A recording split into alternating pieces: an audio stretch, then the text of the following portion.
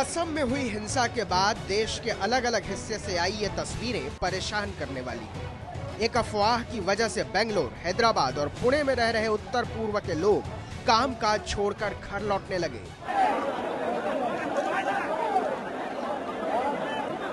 कहा यह गया कि अफवाह सोशल साइट्स से फैली। इसके बाद ये आवाज उठने लगी कि सोशल साइट्स पर पाबंदी लगनी चाहिए। संसद में भी यह मांग उठी और इसको सबसे ज्यादा बिगाड़ने का काम किया है एसएमएस के जरिए, एमएमएस के जरिए, ट्विटर के जरिए, ब्लॉगिंग के जरिए।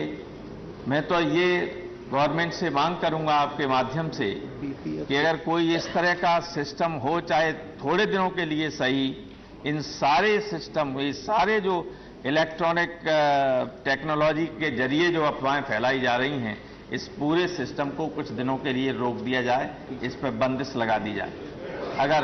अगर इस पर बंदिश नहीं लगेगी तो घर बैठे लोग इस देश को जलाने की कोशिश करते रहे। कौन है अफवाह फैलाने वाला? कौन है ये बंबई में? कौन है राम वाला या रहीम वाला? कौन है ये एसएमएस करने वाले? कौन है ये ट्विटर करने वाले? कैसे पकड़ोगे इनको? अरे राम वाले और रहीम वाले क्यों नहीं बोले तुम लोग? सोशल साइट्स पर पाबंदी की मांग के बीच इस बात की जांच की जा रही है कि अफवाह फैलाने की शुरुआत कहां से हुई और भारत में अफवाह कौन फैला रहा है। जांच एजेंसियों ने पता लगाया है कि अफवाह फैलाने वाले ब्लॉग की शुरुआत सीमा पार से हुई। संसद में प्रधानमंत्री ने यह भरोसा दिलाया है कि जो भी अफवाह फैला रहे हैं उनसे सख्ती से निपटा जाएगा। One thing that I would like to say is that whatever may have happened in Kokrajhar and other areas should not be used as an occasion to fan rumors, to create an environment in other parts of our country that the people from the northeast feel insecure. And if there are any miscreants, if there are people who are fanning these rumors, I think they should be brought to book.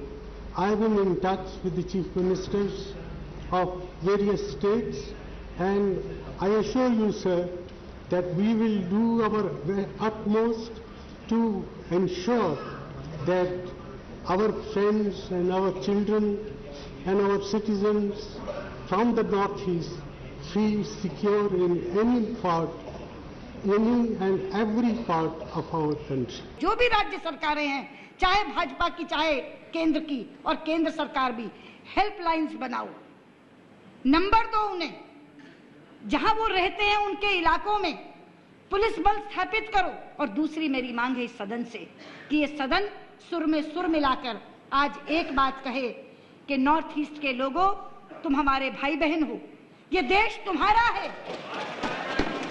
तुम इस देश के हो, तुम जहां चाहो पढ़ो, तुम जहां चाहो पढ़ो, तुम जहां चाहो रहो, कोई तुम्हें असुरक्षित नहीं कर सकता। हम तुम्हारे साथ हैं, सरकार तुम्हारे साथ है। भारत में करीब 5 करोड़ लोग फेसबुक का इस्तेमाल करते हैं और करीब 1 करोड़ लोगों का ट्विटर अकाउंट है। जानकार मानते हैं कि गड़बड़ी फैलाने के लिए इन सोशल साइट्स को भी जरिया बनाया जा रहा है।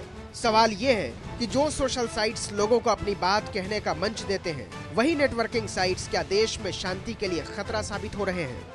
समझने वाली बात इस बार ये है, और ये बहुत एक तरीके से गंभीर बात है। मुझे लगता है न इसके लिए राज्य सरकारें तैयार हैं और न हमारे नेता इस बात को सोच रहे हैं कि ये बहुत तेज़ी से जो चीज़ें फैल रही हैं उसमें आपके इंटरनेट का, ख़ास तौर पर आपके सोशल मीडिया का, आपके सेलफोन का बड़ा हाथ है। और ऐसा नहीं है कि ये बेसिर पैर की बात है, क्योंकि 2011 में जब लंदन में वहाँ इस तरह से दंगे हुए तो पाया गया कि वहाँ ट्विटर ने खास तौर पर और सोशल मीडिया ने बड़ा ऐसा रोल किया जो कि बहुत ही चौंकाने वाला रोल था, यानी आग को भड़काने वाला रोल था। सोशल साइट्स के गलत इस्तेमाल को लेकर बढ़ी चिंता के बीच दिल्ली के पुलिस कमिश्नर नीरज कुमार ने ट्विटर के जरिए उत्तर पूर्व के लोगों को सुरक्षा का भरोसा दिलाया है। नीरज कुमार ने ट्वीट किया है कि हम उत्तर पूर्व के लोगों को भरोसा दिलाते हैं कि उन्हें न तो डरने की जरूरत है और न ही दिल्ली छोड़ने की। अगर कोई गड़बड़ी फैलाने की कोशिश करता है तो हमें इस बारे में जानकारी दें। हम आपकी मदद के लिए आपके साथ हैं।